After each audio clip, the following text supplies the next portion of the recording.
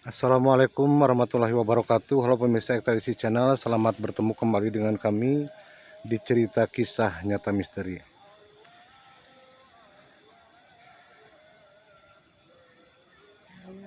Pemirsa, di episode kali ini kami akan menceritakan kisah nyata misteri yang kami alami beberapa tahun silam.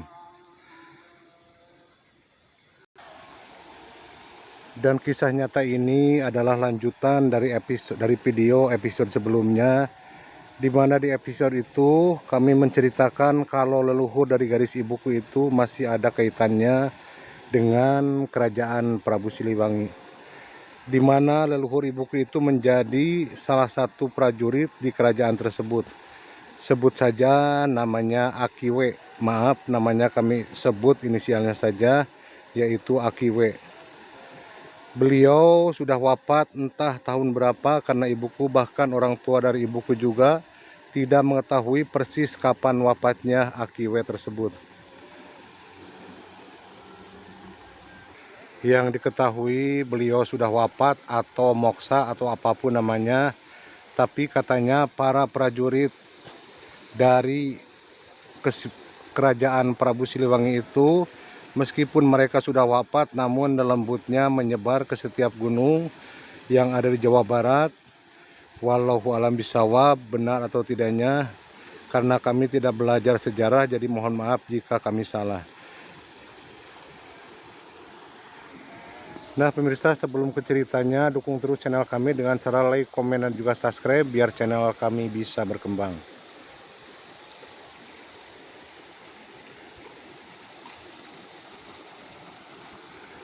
Dan inilah ceritanya. Nah pemirsa, jadi saat ibuku masih ada, beliau pernah berpesan kepada kami anak-anaknya dan juga kepada para kerabat-kerabat ibuku atau kerabat-kerabat kami.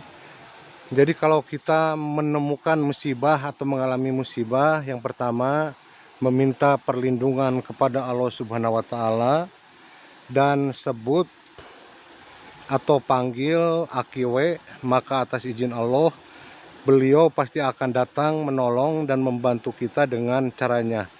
Nah itulah yang diucapkan ibuku waktu itu. Tapi maaf, bukan kami percaya akan tahayul, tapi memang kami pernah mengalaminya beberapa kali di masa yang lalu.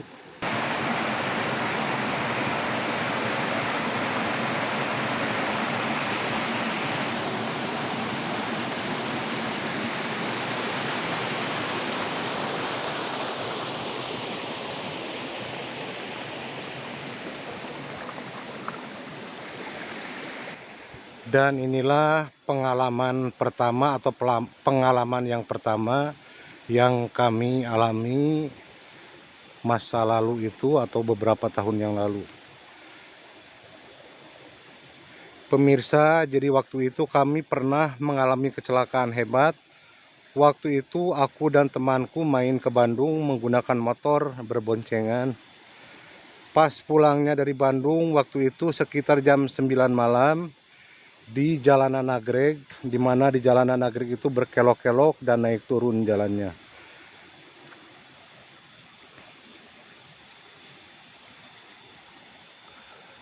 Nah, pas di tanjakan tiba-tiba temanku berniat untuk menyalip sebuah mobil truk yang ada di depan dengan kecepatan yang sangat tinggi. Dan tiba-tiba setelah mobil tersebut berhasil disalip, justru si mobil truk itu malah menabrak motor yang kami tumpangi. Nah, aku tahu saat itu dalam bahaya karena motor yang kami tumpangi berputar-putar tidak karuan. Temanku pun yang membawa motornya terpental. Di situ aku mengucapkan takbir, tetap ingat kepada Allah sambil dalam hati berkata, Akiwe, tolong ki, dalam hati itu aku mengucapkan begitu setelah meminta perlindungan dari Allah Subhanahu wa Ta'ala. Aku terus berdoa, berzikir, dan bertakbir sambil tidak lepas terus menyebut nama Akiwe, tolong ki, tolong cucumu ini ki.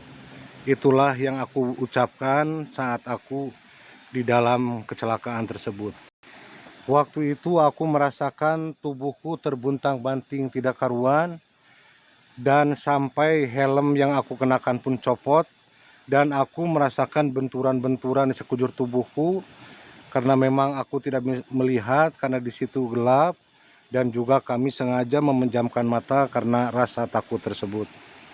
Nah, jadi saat tubuhku terbuntang-banting tidak karuan, tiba-tiba tangan kami atau tanganku memegang kain yang sangat panjang, dan kami melihat si kain tersebut dipegang oleh seorang sosok kakek-kakek. Namun si sosok kakek-kakek itu terlihat samar-samar pemirsa, karena memang suasananya gelap, dan yang anehnya si kain tersebut malah melilit tubuhku, melilit seluruh tubuhku dari mulai kaki sampai kepalaku dililit dengan kain tersebut. Aku hanya pasrah dan aku hanya terus berdoa. Lalu beberapa saat kemudian aku pun tidak ingat apa-apa lagi. Dan beberapa saat kemudian, entah berapa lama, tiba-tiba aku sadar, dan saat aku sadar, aku sudah tergeletak atau tertidur terbaring di halaman rumah warga di pinggiran jalan nagrek tersebut. Namun saat itu aku tidak berani untuk membuka mata karena dalam pikiranku pasti tubuhku hancur, pasti tubuhku tidak karuan dengan kecelakaan ini. Makanya aku tetap memejamkan mata, tidak berani membuka mata.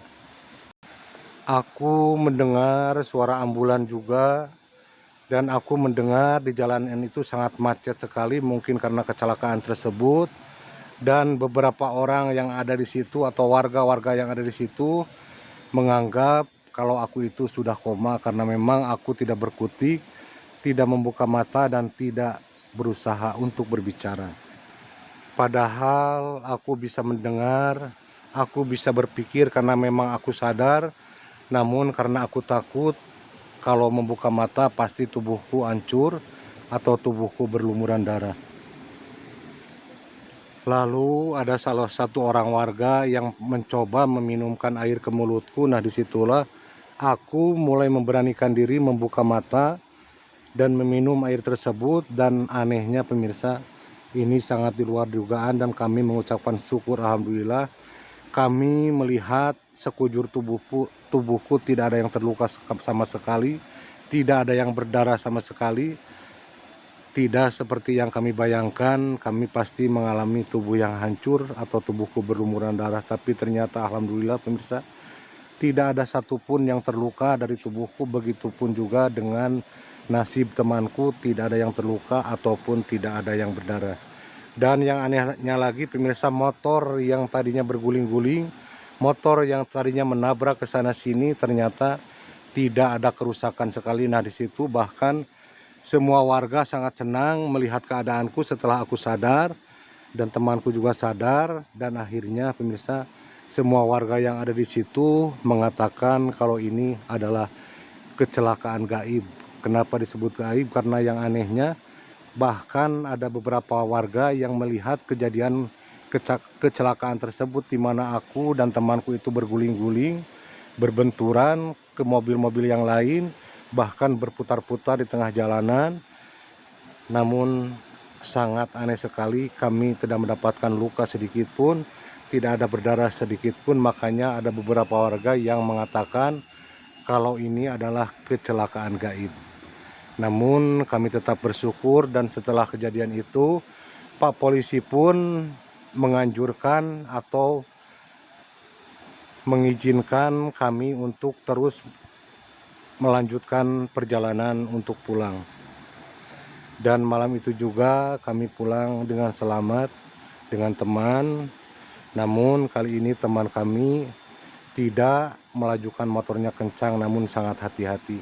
Nah pemirsa, itulah pengalaman pertama saya atau kecelakaan saya yang alhamdulillah tidak mengalami hal yang tidak diinginkan, atau dikata lain kami alhamdulillah selamat.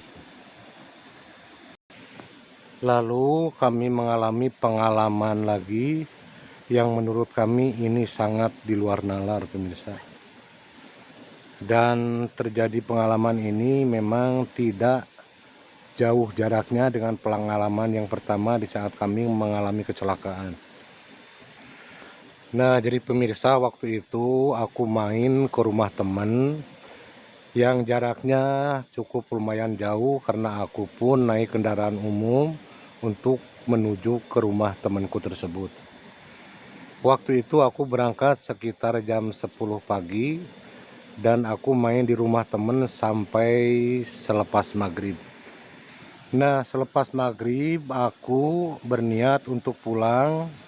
Namun temanku melarang dan katanya kalau sudah malam atau sudah lewat jam 5 sore tidak akan ada lagi kendaraan umum yang lewat atau ke jurusan daerahku. Namun aku berkata kepada temanku sambil berlalu untuk pulang, la haula saja, aku cuma berkata seperti itu dan akhirnya aku pun terus berjalan dan aku siap untuk menunggu mobil angkutan dan aku berdiri di pinggiran jalan menunggu mobil angkutan ke jurusan daerahku. Di pinggiran jalan raya itu aku terus berdiri, siapa tahu ada mobil yang masih beroperasi atau yang masih ada yang menuju ke jurusan daerahku. Namun sampai jam 9 malam aku tidak juga menemukan mobil yang menuju ke daerahku. Aku di situ hanya berdiri dan aku pun bingung kalau mau pulang lagi ke rumah temen juga lumayan jauh untuk berjalan, jadi kami terus berdiri. Nah, di situ mulailah aku ingat dari pesan ibuku. Jadi kalau bahasa Sunda disebutnya kararepet. Jadi waktu itu aku mencoba berkata di dalam hati, akiwe tolong cucumu akiwe. Nah, di situ aku terus mengucapkan kata-kata itu dalam hati dan yang anehnya pemirsa, ini bukan hal rekayasa namun ini benar-benar terjadi. Dan setelah aku mengucapkan kata-kata itu tiba-tiba ada salah satu mobil berwarna putih, mobil Kijang berwarna putih berhenti di pinggir aku.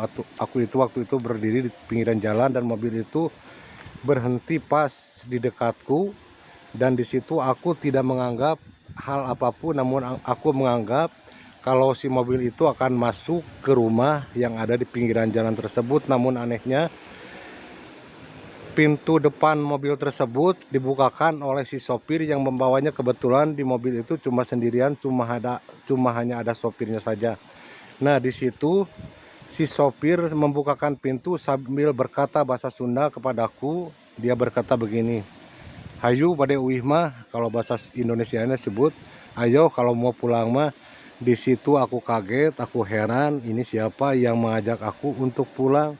Lalu aku coba mendekat ke pintu mobil tersebut dan si sopir tersebut malah menyuruh aku duduk dan aku pun duduk pemirsa di depan atau di pinggir, dia di pinggir atau di samping sopirnya. Aku duduk dan mobil pun melaju. Dan yang anehnya pemirsa, sepanjang perjalanan tidak ada kata pun yang diucapkan oleh si sopir tersebut. Tidak ada pembicaraan di antara kami. Kami hanya diam dan kami mencoba memperhatikan si sopir tersebut dengan ekor mataku sambil berpikir siapa beliau dan siapa orang tersebut, kenapa bisa tahu kalau aku akan pulang. Namun tetap aku melirik dengan ekor mata pun aku tidak mengenalinya dan memang aku tidak pernah bertemu dengan si sopir atau si laki-laki tersebut. Mobil pun melaju dan singkat cerita sampailah ke daerah atau ke kampungku. Dan yang anehnya kenapa si sopir tersebut tahu kalau aku akan berhenti di tempat yang biasa aku turun dari mobil. Nah, tiba-tiba si mobil itu berhenti, lalu dia berkata, "Di sini ya, di dianya." Kata si sopir itu dengan kalau bahasa Indonesia, "Di sini ya." Di situ pemirsa aku hanya terdiam Aku hanya mengangguk dan aku langsung membuka pintu dan turun. Nah, setelah aku turun, aku mengucapkan terima kasih kepada si sopir tersebut dan si sopir itu pun melajukan mobilnya.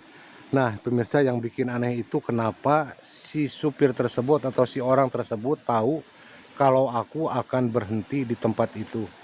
Ini memang sangat di luar nalar, pemirsa, karena memang kami tidak mengenali orang itu sama sekali dan tidak pernah bertemu dengan orang itu sama sekali. Nah, itulah pemirsa kisah yang kedua kali yang aku alami. Namun ada satu kisah lagi, dan ini pun kisahnya atau pengalaman kami yang benar-benar mistis menurut kami, yang benar-benar di luar nalar. Pengalaman yang ketiga yang kami alami itu, waktu itu sudah lama sekali memang. Waktu itu aku, kakakku, dan beberapa teman kakakku itu pergi ke salah satu gunung. Di situ aku ikut, walaupun tadinya aku dilarang sama kakakku untuk tidak ikut, namun aku memang suka sekali pendakian, jadi aku ikut. Tujuan mereka ke gunung itu bukan untuk nginep atau bukan untuk camping, namun untuk mencari akar bonsai, karena memang waktu itu sedang musimnya akar bonsai. Lalu aku pun ikut, dan singkat cerita kami berenam berangkat ke salah satu gunung sawal, pemirsa. Gunung sawal itu yang melingkup Kabupaten Ciamis itu adalah gunung sawal. Nah, kami pun berangkat, kami berjalan beriringan di jalan setapak. Kami berada di tengah-tengah mereka. Yang di depan itu teman kakakku dan aku berada di tengah-tengah mereka. Kami terus berjalan, dan yang anehnya pemirsa, inilah yang menjadi pemikiran sampai saat ini, pemirsa. Mungkin yang dinamakan disesatkan itu seperti itu. Nah, pemirsa, jadi waktu itu saat kami sedang berjalan, entah kenapa tiba-tiba kami tidak melihat kakakku dan teman-temanku yang berada di depan dan juga yang berada di belakang. Jadi kami kehilangan mereka. Kami berpikir apakah kakakku bersembunyi, apakah teman-temannya bersembunyi. Jadi aku coba berlari ke depan mencari sambil berteriak-teriak memanggil kakakku dan juga teman-temannya. Namun tetap sejauh manapun aku berlari mengejar tidak ada, dan aku pun kembali ke tempat semula dan mencoba mundur ke jalan semula, namun tetap tidak ada. Di situ aku sangat kebingungan sekali, pemirsa. Di situ aku merasakan keanehan, kenapa tiba-tiba aku tidak melihat mereka, tidak melihat kakakku. Itu kejadian yang sangat aneh sekali, pemirsa, yang sangat di luar nalar dan sangat mistis menurut kami. Kenapa yang tadinya kami berjalan beriringan dan berjalan pun kami tidak berjauhan, malah berdempetan dengan teman-teman kakakku itu, tapi kenapa kami atau mereka itu jadi menghilang, tidak dilihat oleh kami. Nah, itulah pemirsa yang membuat kami bertanya sampai saat ini. Nah, pemirsa, setelah kami terus mencari-cari teman-teman kakak kami dan mencari kakak kami tidak menemukan, kami tidak bertemu, dan terus kami berteriak-teriak memanggil-manggil mereka, namun tetap tidak ada sahutan atau tidak ada jawaban. Di situ kami mulai merasakan kekhawatiran. Jadi yang kami khawatirkan atau kami takutkan bukan kami takut setan atau lain sebagainya, namun yang kami takutkan adalah adanya binatang buas, karena memang kami tidak membawa peralatan apapun, apalagi tidak membawa senjata apapun. Jadi kami tangan kosong, tidak membawa apa-apa. Nah, di situ kami mencoba turun dari gunung tersebut, karena mencari jalan yang semula atau yang awal kami mendaki kami tidak menemukan. Kami coba menerobos semak belukar dengan tujuan untuk turun, dan kami berjalan terus lama sekali sampai tangan dan kaki pun kena duri-duri dari rotan. Namun yang anehnya, pemirsa, setelah beberapa lama kami berjalan, dan tetap saja pemirsa, kami nyampai di tempat semula, yaitu di mana kami kehilangan teman-teman kakakku. Jadi kami kembali ke tempat asal. Namun aku tidak putus asa, jadi aku terus mencari-cari jalan bagaimana caranya supaya aku bisa keluar atau bisa turun dari gunung tersebut. Namun anehnya pemirsa, berbagai cara apapun, jalan manapun yang aku tempuh, tetap akhirnya aku ke tempat semula lagi. Jadi ke tempat yang dimana aku kehilangan teman-temanku. Jadi sejauh apapun aku turun dari gunung tersebut atau dari tempat tersebut, namun tetap saja aku kembalinya ke situ-situ juga. Nah, disitulah mulai aku berpikir, inikah yang namanya tersesat. Di situ aku hanya diam karena memang waktu itu turun hujan juga. Jadi aku mencoba berteduh di salah satu pohon yang besar, dan alhamdulillahnya hujan pun tidak terlalu lama. Lalu hari sudah mulai gelap. Di situ aku mulai gelisah. Gelisah kenapa? Karena gelisah takutnya aku kemalaman di gunung tersebut. Padahal aku datang di gunung tersebut waktu itu sekitar jam 10 siang pemirsa, dari rumah jam 7 nyampe ke gunung tersebut jam 10. Nah, yang anehnya dari jam 10 itu waktu terasa sangat cepat sekali. Sudah hampir sore pemirsa. Di situ aku mulai pasrah dan aku mencari tempat untuk perlindungan, yaitu salah satu pohon besar. Jadi aku duduk di bawah pohon besar bersiap-siap. Siapa tahu kalau kemalaman aku akan tidur di situ, berjaga-jaga dan tempat berlindung yang paling aman. Nah pemirsa, saat aku merasa kekalutan, kepanikan dan kekhawatiran, aku ingat lagi pesan ibuku. Jadi kalau kita dalam keadaan atau akan ada musibah, selain berdoa kepada Tuhan, coba panggil Akiwe, insya Allah pasti beliau akan menolong. Nah disitulah aku ingat dengan pesan ibuku, lalu aku pun memanggil yang namanya Akiwe dengan kata-kata bahasa Sunda. Akiwe, Aki tulungan incu Ki. Di situ aku berkata dalam hati dan tidak terasa pemirsa, waktu itu aku sempat meneteskan air mata karena memang sangat was-was sekali, sangat cemas sekali dengan kejadian seperti itu. Aku hanya yang dipikirkan adalah mati pemirsa, karena waktu itu aku berpikir pasti aku akan mati di gunung ini. Aku ingat keluargaku, aku ingat orang tuaku, dan aku ingat teman-teman kakakku dan juga kakakku yang bersamaku ke gunung tersebut. Nah, selang beberapa saat setelah aku mengucapkan atau memanggil si pertolongan Akiwa itu, tiba-tiba pemirsa, di semak belukar aku melihat pergerakan. Awalnya aku takut karena aku berpikiran mungkin itu binatang buas, babi dan lain sebagainya. Di situ aku hanya memperhatikan si pergerakan di semak-semak belukar itu. Namun beberapa saat kemudian ternyata di semak-semak belukar tersebut adalah sosok kakek-kakek yang sedang berdiri pemirsa. Di situ aku hampir kaget, namun aku senang karena aku berpikir itu adalah warga yang ke gunung atau warga dari kampung yang ada di kaki gunung. Nah, si sosok kakek-kakek itu memakai celana dan baju pangsi berwarna coklat tua, memakai ikat kepala atau udeng pemirsa. Di situ si kakek tersebut hanya memperhatikanku, menatapku dengan tajam. Lalu di situ aku sangat senang mendekat atau berjalan satu langkah dan berkata atau bertanya kepada si kakek tersebut dengan bahasa Sunda, Ki, upami pada turun ti dieu ka mana jalan Ki? Nah, jadi kalau bahasa Indonesianya, Ki, kalau mau turun dari gunung ini kemana jalannya Ki? Nah, si kakek tersebut anehnya tidak menjawab sama sekali. Justru si kakek itu malah duduk bersila dan menundukkan kepalanya.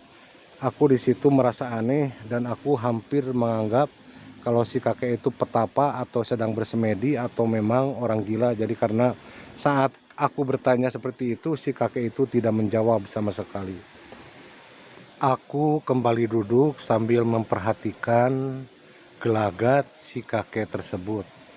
Nah pemirsa, ini sangat di luar nalar. Ini kejadian yang benar-benar membuat kami merasa aneh. Dan saat mengedipkan mata, tiba-tiba pemirsa si kakek tersebut berubah menjadi seekor harimau berwarna coklat tua, belang, dan harimau tersebut cukup besar. Di situ aku sangat kaget, sangat takut sekali, dan anehnya pemirsa si harimau tersebut mulutnya mangap dan mengeluarkan suara auman yang sangat keras. Di situ aku sudah pasrah, aku terus berdoa sama Allah Subhanahu wa taala memohon perlindungan, dan yang anehnya lagi si harimau tersebut malah meninggalkan tempat dan berjalan ke jalanan setapak. Aku mengucapkan alhamdulillah karena si harimau tersebut sudah pergi. Namun yang anehnya, saat aku masih duduk di tempat itu, si harimau itu berjalan berhenti melihat ke arahku seolah memberikan isyarat supaya aku mengikutinya, karena memang permisa saat aku duduk si harimau tersebut berjalan pelan sekali, dan saat berjalan itu dia menengok ke arahku dan membuka mulutnya jadi seolah berkata ayo ikuti aku, mungkin begitu pemirsa, tidak tahu. Jadi kami mencoba berdiri, dan si harimau itu saat aku berdiri berjalan lagi, dan aku tetap berdiri, dan si harimau itu kembali menengok ke arahku seolah-olah memang itu isyarat supaya aku mengikuti harimau tersebut. Nah, aku pun berjalan mengikuti si harimau tersebut, namun mencoba untuk tidak terlalu dekat, mungkin jaraknya sekitar 20 meteran pemirsa, karena memang kami sangat takut sekali. Aku terus berjalan mengikutinya, dan si harimau itu pun terus berjalan di jalanan setapak. Dan singkat cerita pemirsa, akhirnya sampai di salah satu jalanan, di mana di jalanan itu kami bisa melihat rumah penduduk, karena memang sudah terlihat lampu-lampu dari rumah penduduk. Di situ aku sangat senang sekali, apakah benar itu rumah penduduk? Ternyata benar pemirsa, karena saat aku dan teman-teman kakakku hendak ke gunung tersebut, memang aku melewati rumah penduduk tersebut karena aku masih bisa mengenalinya. Nah, di situ setelah aku yakin kalau itu rumah penduduk, kalau memang aku sudah berada di kawasan yang aman atau di tempat penduduk, nah si harimau itu berhenti berjalan. Dia seolah telah membuat kebaikan atau telah menolong kami, dan akhirnya si harimau itu loncat atau melompat ke semak belukar dan sudah tidak terlihat lagi. Nah, di situ kami sangat heran sekali, dan kami berpikir apakah itu sosok Akiwe yang sengaja datang untuk menolong kami. Kalaupun betul, kami mengucapkan terima kasih kepada Akiwe yang selalu memberikan pertolongan, itu juga atas izin Allah, namun dengan syariat si Akiwe yang menolong, namun atas kehendak Allah Subhanahu wa taala. Nah, itulah pemirsa kisah yang benar-benar di luar nalar, yang benar-benar membuat kami merinding, yang benar-benar membuat kami merasa aneh. Namun sekali lagi kami tekankan atau aku tekankan, bukan berarti aku percaya tahyul, namun aku memang percaya hal itu juga karena atas izin Allah. Nah pemirsa, itulah kisah yang kami alami atau pengalaman-pengalaman yang kami alami seputaran dari amanat orang tua atau amanat ibu kami. Jika kami mendapatkan hal-hal yang tidak terduga, jadi panggil saja Akiwe, insya Allah akan datang atas izin Allah. Nah pemirsa, itulah kami bercerita atau menceritakan pengalaman kami. Ini bukan rekayasa, ini memang pengalaman dialami oleh kami sendiri beberapa tahun yang lalu, atau memang sudah lama ketika kami berusia muda pemirsa. Nah pemirsa, sampai di sini dulu videonya atau kontennya atau ceritanya. Kami selalu berharap pemirsa terus mendukung channel kami dengan cara like, komen, dan juga subscribe bagi yang belum, supaya channel kami bisa berkembang. Nah, Buat siapapun yang selalu mendukung channel kami, selalu menonton video kami doakan kalian semua selalu dalam kesehatan, kalian panjang umur, kalian dimudahkan rezekinya, dan kalian selalu diberikan kemudahan dalam segala urusannya. Amin ya Allah ya Robbal Alamin. Mohon maaf pemirsa jika kata-kata kami belibet, karena kami memang menceritakan ini secara gamblang atau secara spontan, tidak direkayasa, karena memang itu kejadian nyata. Nah pemirsa, sampai di sini dulu. Wassalamualaikum warahmatullahi wabarakatuh.